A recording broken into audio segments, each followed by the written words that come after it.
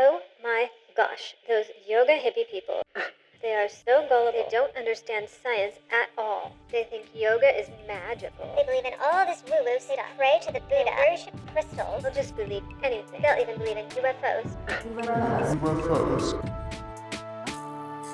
Hi guys! Welcome back to my channel. If you've never been to my channel before, I'm so glad to have you here. We talk about all things yoga and self-care, and today we're going to talk about the subject of little green men in the sky. Or maybe they're purple, I don't know. If you're watching this video, go ahead and give it a like. That helps me a lot. It helps me and my channel hit up on the algorithm in a good way. So I would appreciate if you give a like. That would just make my day, and I would thank you so much for that. Today I want to talk about UFOs, or UAPs as some call them, which stands for Unidentified Aerial Phenomenon. And I just wanted to talk a little bit about my own thoughts on this subject. Yes, I know, I'm a yogi. I have the kind of mindset that some people would think is a little woo-woo or a little susceptible to believing in, let's call them alternative theories. But I have had a few experiences where I have seen UFOs myself, and I wanted to talk about those a little bit. So I've had 3 experiences with seeing things that I can't explain. But first I'll talk about the things that I've seen that I can explain, so that you can see that I can tell the difference between like an airplane or a meteorite or natural phenomenon. So like one time I was a kid, and I was sitting in the living room of my parents' house, and I was looking out the front window. I mean, it was the house that we all lived in. And it was like the front window of the living room. And I saw a streak of light come down through the sky, and it seemed to sort of like just crash, but I didn't hear a crash. I don't think so. But it seemed to just crash like into the land behind the neighbor's house. And even as a kid, I understood that the earth has an atmosphere, and that we have like rocks flying all around, and that the earth might even be like a big rock flying in space or orbiting the sun in space, and that it probably broke off of a larger sort of rock body at some point back in time. Anyways, I knew enough about like the makeup of outer space and what's out there to understand that that was just a rock, a natural space meteor that went into our atmosphere and lit up coming in into the atmosphere. And that was that. It was cool to see. It lit up a bunch of bright colors. I think it was kind of like a bluish, and then it went to an orangey yellow before it was gone. And so, I mean, I enjoyed seeing it. It was a unique sight, but, you know, I didn't attribute anything like supernatural or strange to it, really. I just thought, yeah, it's a natural phenomenon. And then another time, this was when I was an adult. This was like, I think it's even documented because there's lots of videos of this, that when it happened a few years back, there was some space junk falling, and I saw it. I watched it fall in the sky for like a couple minutes, and it was really bright and pretty big, and you could see the trail like of debris like burning up in the atmosphere. And there's lots of video of that online. I can try to find a couple clips for you to put into this video, but people knew and understood that that was space junk falling. It was a Chinese rocket that had detached in space. So that was that. Even as I watched it, within a couple seconds, couple of moments, I knew that that was a man-made object. And even though it looked really strange and interesting up there in the sky, I was aware that it was just space junk. The funny thing was, my sister called me and I said, "Oh, I see something in the sky." And she said, "Yeah, I'm watching it right now too. I'm seeing that too," or something. So that was kind of funny because we both saw it at the same time. I've seen drones in the sky. I went to a music festival, and they had all kinds of drones flying around. I guess they were taking photos or video of everyone in the audience. And it was pretty interesting. And then I think they did a drone show at one point, and they were like doing these different configurations and different flight patterns, and then they could stop and hover, and they could make like pictures. I've seen stuff like that on the internet as well. So like, I know what drones look like. So I'm just saying this to tell you that I can differentiate between like man-made objects and stuff that I don't know what it is. the three things that I've seen in my life that I can't explain, I should say that I grew up in Las Vegas, and so pretty close to Area 51. So that's kind of something that's always been like in the back of my mind, I guess, as a Las Vegas resident, because not only did we have the test site, not too far, but we had Area 51, and we had like people like George Knapp talking about UFOs on the news since the 80s, which I'm really glad that he did. Sorry, my dog's down here making sounds, so if you hear any flapping, that's her. But I'm glad that George Knapp and like people like Jeremy Corbell have been researching into it and like putting out the information that they discover for people to see and learn about. So the three things I've seen in my life. Number one, when I was a kid, I was lying in my bed sleeping, and on the other side of the room, my mother and sister were sleeping in a different bed because sometimes my mom would sleep in the room with us. And then on my bed, it was me and my little dog, who was like a little poodle mix dog. And we're falling asleep. And then I just looked up and I was kind of mesmerized, and there was this light. It was like a white little orb, and it was kind of bobbing or moving like this up and down in the crack of the closet door. Now, I don't know if that was because there was like something bigger moving up and down in the closet, and all I could see was a refraction or some light shining through the crack, or if it was what it appeared to me to be like an actual orb just moving up and down in the door crack. In the little space between like the door and the frame of the door, it seemed like there's just this little light moving up and down. And for some reason, I just kind of sat mesmerized and wasn't afraid at all, wasn't scared, just was kind of fascinated, but in like a quiet, passive way. And then as I recall, it just disappeared. And then at that point, I sat up and said, "Did you guys see that?" to my mom and sister. And they were both like, "Huh, what?" They were both sleeping. And they were just like, "No, see what? Did we see what?" And I said, "Oh, there was a weird like light in the closet." And at the same time as I was saying that to them, my little dog jumped off my bed and ran over and started barking right at the spot where the light had been moving around. He was just, barking at it. And so that was kind of like my confirmation that someone else besides me had seen it, but it was just a dog. Anyway, that was number one. And then the second time that I saw a UAP, first of all, I should say that the first one, I don't think it necessarily counts as an aerial phenomenon, because was it up in the sky? No, it was like in my room. And I told my kids about it and they said, "It sounds like a dream." Okay, maybe, I was young. I have always had an imagination, but at the same time, it would be the most realistic and the most vividly recalled dream like I've ever had in my life. So to say that it was a dream, maybe, but I've never had trouble distinguishing dreams from reality before, like ever in my life, but who knows? It's kind of a mystery to me in my mind. The second thing that I've seen was when I was in my 20s, and a group of friends and I went hiking in the woods in Northern California. I think it was a little bit north of San Francisco, and it was nighttime, and we're hiking around in this kind of like riverbed that was, I think, dried up at the time.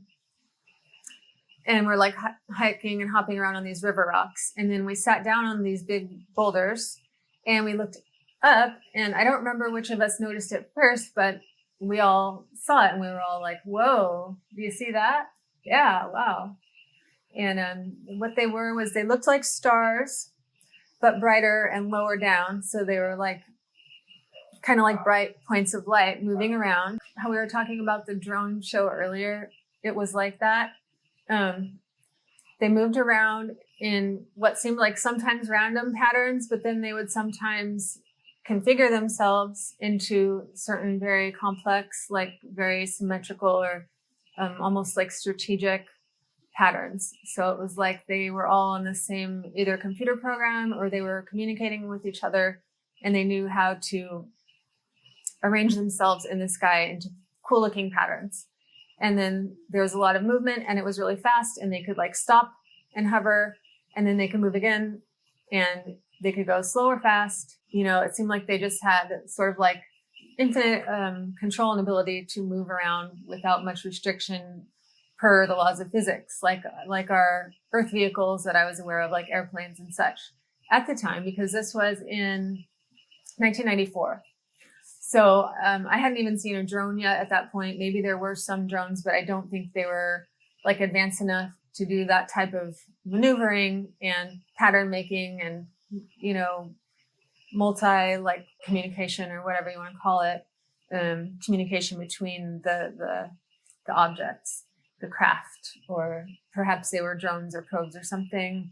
I don't think they were of man-made origin at that time, only because as far as I knew, there weren't even drones yet, and we didn't have that kind of technology. I remember my friends saying like maybe they're satellites, but then we all agreed that satellites don't move like that. They were up at about the altitude of a satellite, like they were up definitely out beyond Earth's atmosphere.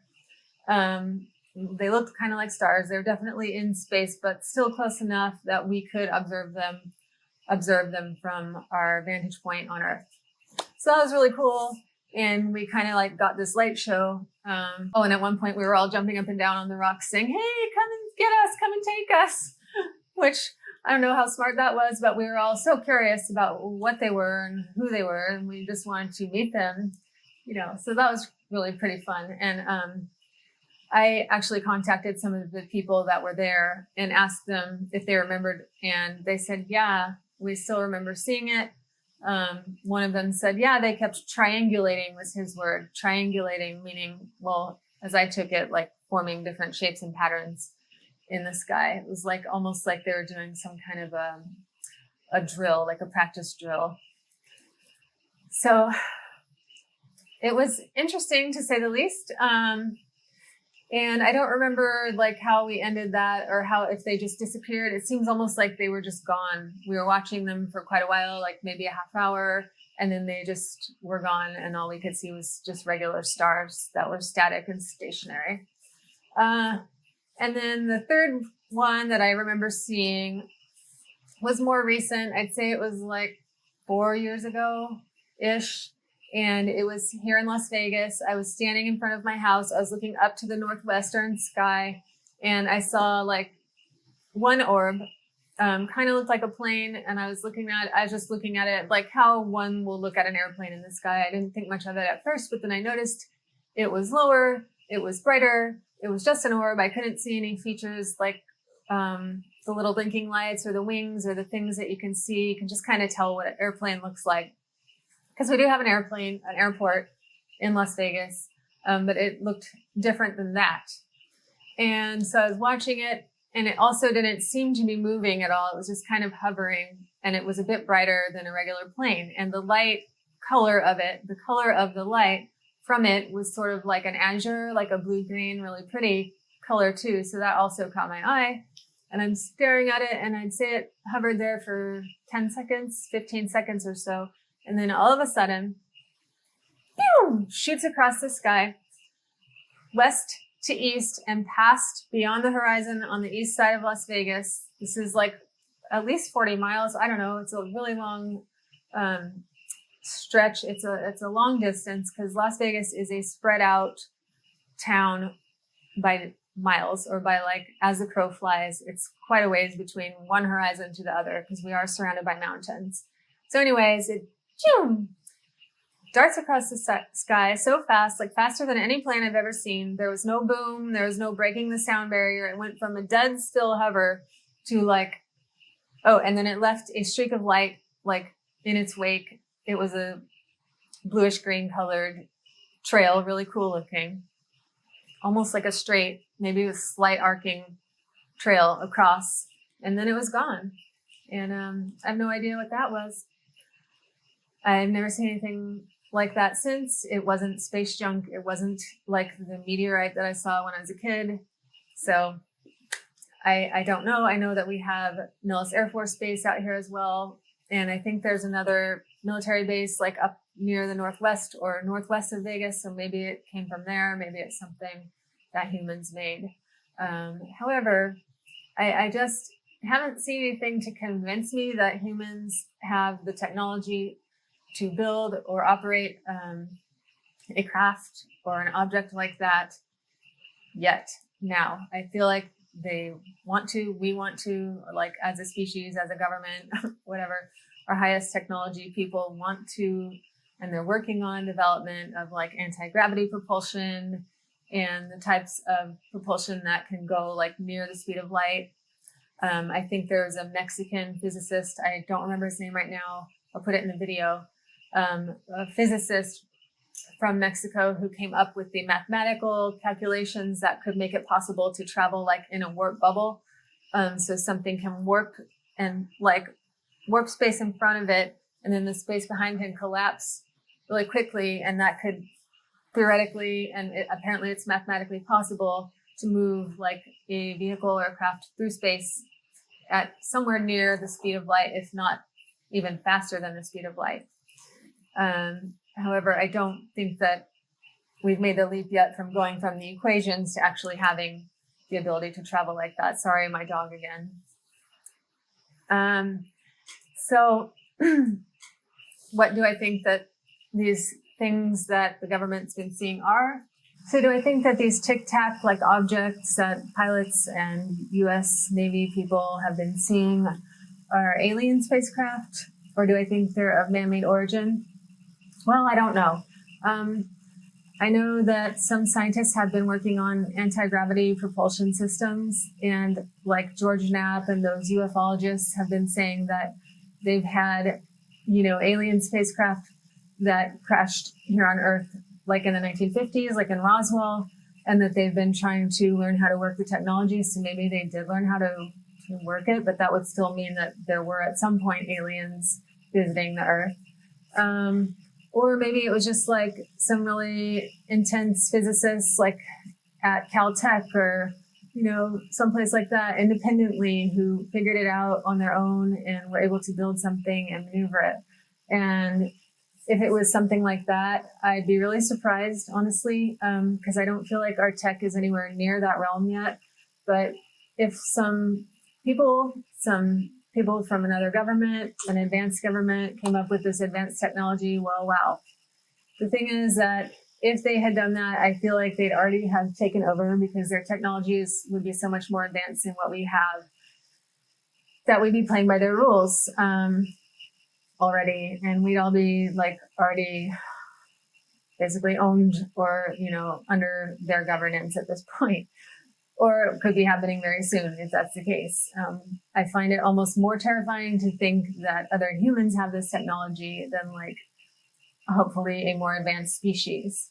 So yeah, I think to me it seems if you want to Occam's razor it, or if you want to come up with like the scientific principle that's the most simple, to me it seems to make more sense and be more simple explanation that a more advanced society came up with it and they visited us, or they are visiting us.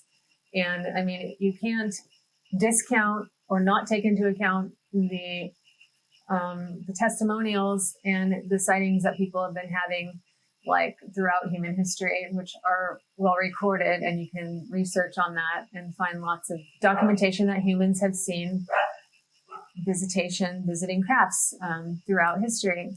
Some have said that they believe that the extraterrestrials are here to protect humans from destroying themselves, that they could even intercept like new warheads and such, and that would be really great. Well, what would their reason be for wanting to help humanity? Well, what if it's true that way back in time, way back in history, they did infuse like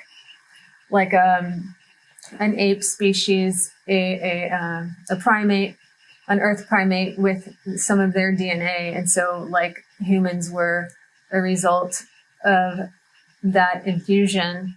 In other words, that's the reason why humans have a different type of consciousness or a different type of intelligence than the rest of the beings on Earth. Maybe it didn't just simply evolve as like a process or a function of regular evolution, but maybe it was something that extraterrestrial life who were older and more advanced as civilization decided to infuse these primates on Earth with, just to see like as an experiment what would happen, or maybe to preserve their own DNA, or who knows. So maybe they would have an interest, if that was the case, to preserve humanity as a species and not allow us to destroy ourselves. And if they have been monitoring or watching what we've been up to, like with CERN and the Large Hadron Collider and the collision of the ability to collide deliberately particles and record like very detailed information about what happens when this happens, just like our science and our physics experiments have been getting more and more advanced. So maybe that would compel them to come back and take note of what's going on here if they had a vested interest in the human species. It's just a thought. I don't know. I'm not saying this is definitely what it is. I'm just saying these are things that I think about. I mean, some of this stuff has been in like science fiction. I grew up watching Star Trek and Star Wars, always been kind of a nerd. You can tell by the glasses.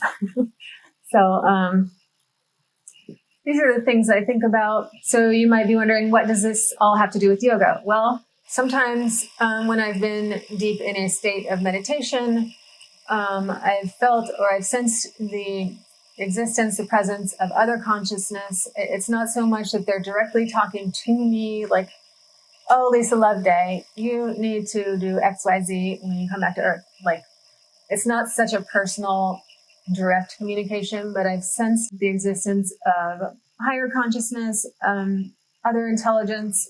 It's mathematically impossible for there not to be other intelligence in the universe. Like, I think there was a Google page that says, what is the possibility that humans on Earth are the only intelligent life in the universe? And it's like nearly mathematically impossible that we humans, and is also like very arrogant, and it's like a form of old school hubris, for us to think that we could possibly be the only intelligent life in the universe. Now, whether they can actually be visiting us here is another question, because the distance between each star is so vast that even traveling at the speed of light, which was formerly known to be the speed limit of the entire universe, the fastest anything could possibly travel in the universe, used to be considered the speed of light until recently. But even going the speed of light, it would take like thousands of lifetimes for a biological entity such as ourselves to travel from like our solar system to another star's solar system, making it prohibitively too far away to actually visit other planets. Unless, of course, somebody was advanced enough to come up with this space folding, space warping technology, which maybe they have. I mean, there's also the fact that probably there are lots of civilizations and planets out there that are way far older than Earth, and so therefore logically would have evolved, will have evolved, will have had evolved. I don't know the tense, would have been able to have evolved like more advanced technology by far than what we currently have here. The human race has only been around for like 20,000 years, and the Earth is only like, I think, 4 billion years old.